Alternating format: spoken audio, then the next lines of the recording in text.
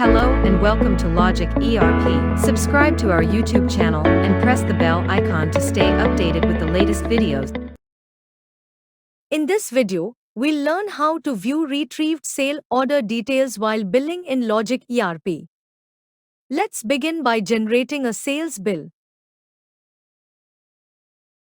Click on Retrieve Order. Select the sale orders you wish to retrieve and click OK. The sale order has been retrieved successfully. To view its details, simply press Ctrl plus F7. This will open the sale order details window. If multiple orders have been retrieved, you can choose the required sale order number from the drop-down to view its details.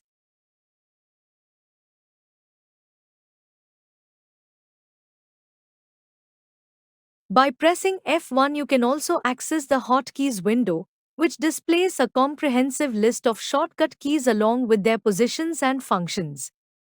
Here, you can view the shortcut for accessing the retrieved sale order details, as we have just demonstrated. I hope this video was helpful. Thanks for watching. Like, share and subscribe.